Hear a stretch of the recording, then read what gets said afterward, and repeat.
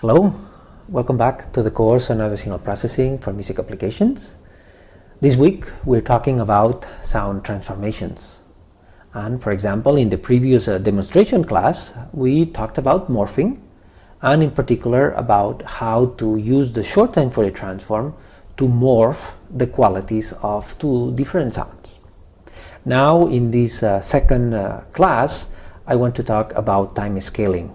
Therefore, about how to change the duration of a sound and basically then modify the length of a particular sound fragment. So let's start by using the possibilities of Audacity for this type of transformation. Let's start from this sound. This is the orchestral sound that we have in SMS Tools directory.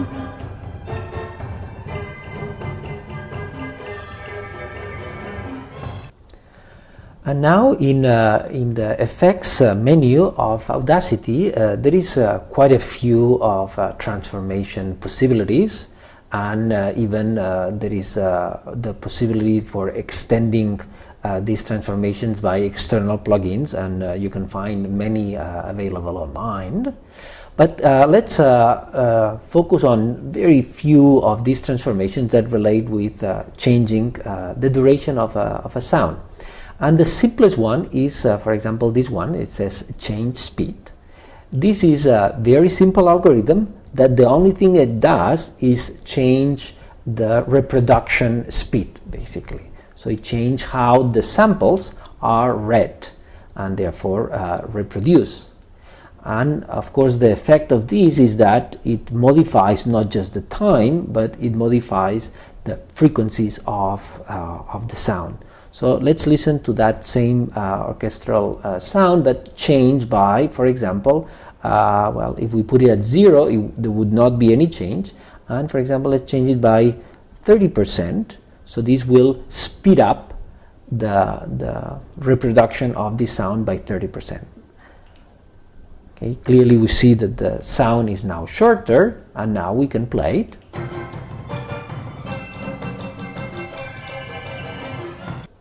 Okay, so this is the standard effect of reading in a disc or and changing the speed of reproduction of an analog disc or of a tape, and that can be done in digital media.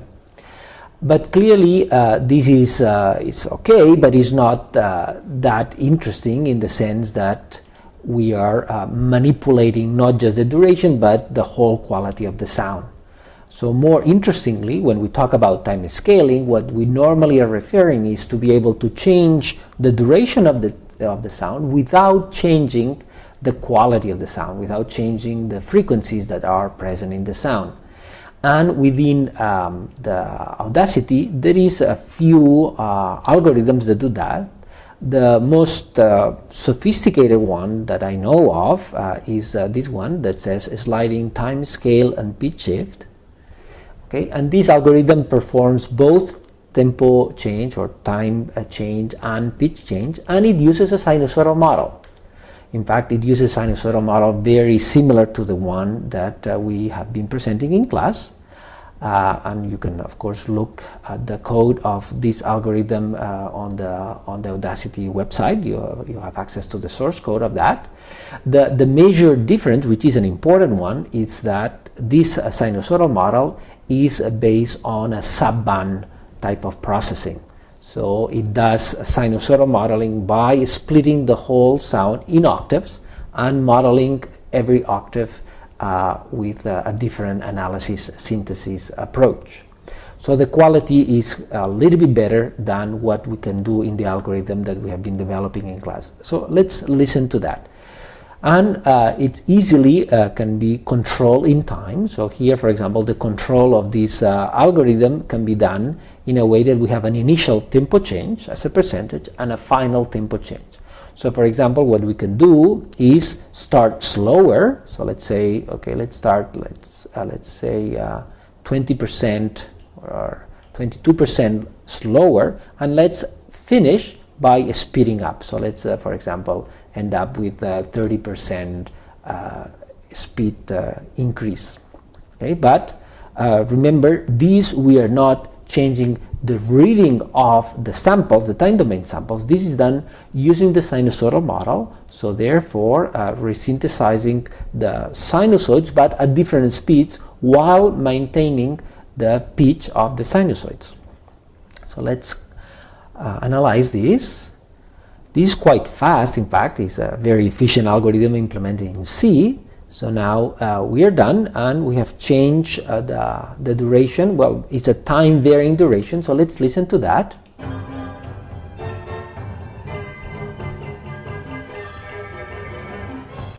Okay, so we have a time duration, and clearly the pitch or the frequencies have not changed. The sound has changed in duration, has sped up, the tempo has increased, but not the frequencies, and that's a pretty good algorithm.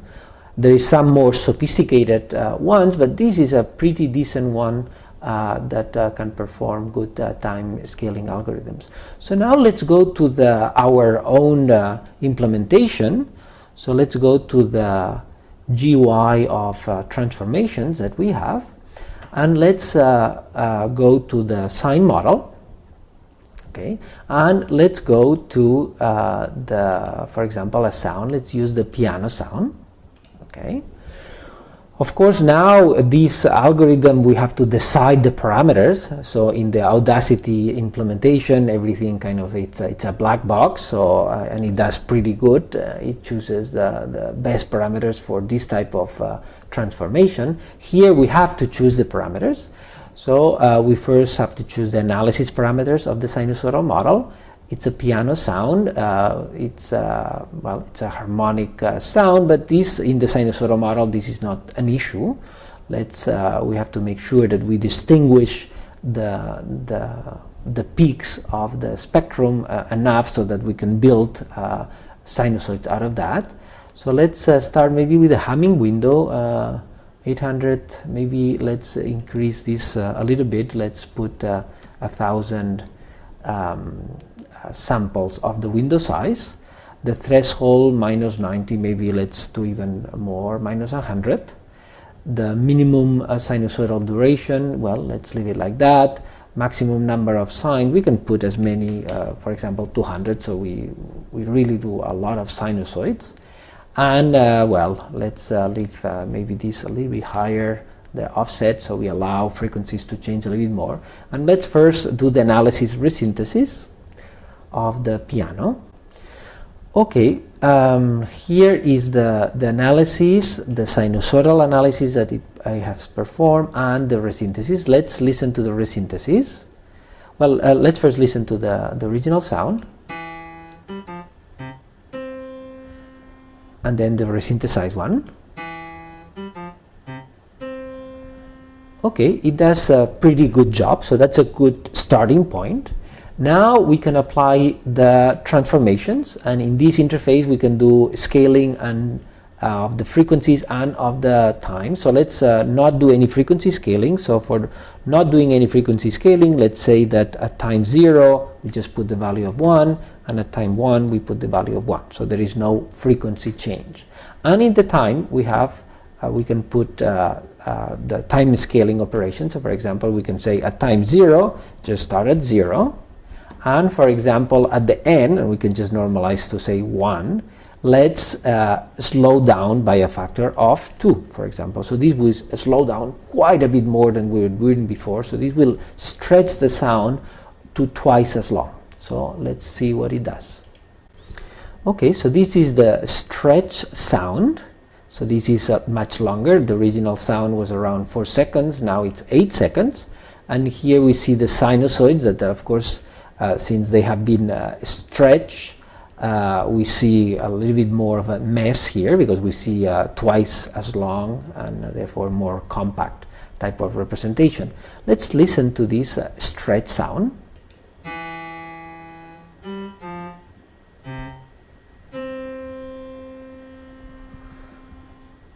Okay, that's pretty good. And of course we can do, with this interface, we can make changes that vary not just from beginning to end, but for example we can say, okay, at the beginning let's start at 0, let's put that in the middle let's speed up by 50%, so it's going to be at 0.25, and at the end let's for example leave it well, we can just leave it so that it's a little bit longer, so it's 1.3.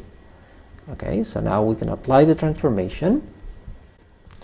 Okay, so this has done a time varying time stretching, and the beginning has sped up and the ending has slowed down. So let's listen to that.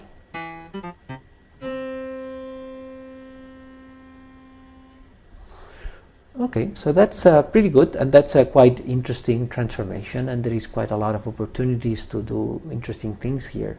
Again, this is different from the algorithm that Audacity includes, but the basic concept sinusoidal model is the same. The only thing is there it does it a little bit more complicated, and of course the implementation is in C and is a little bit more efficient. So that's all I wanted to say. We have talked about time scaling and use two algorithms, both the Audacity and the one available in the SMS tools. So hopefully that has given you a view of the potential of the sinusoidal model for time scaling operations.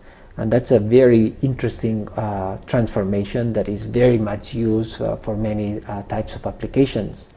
So next class we're going to be talking about changing the pitch of the sound. So that's a very complementary operation to changing the time. So I hope to see you on next class. Bye bye.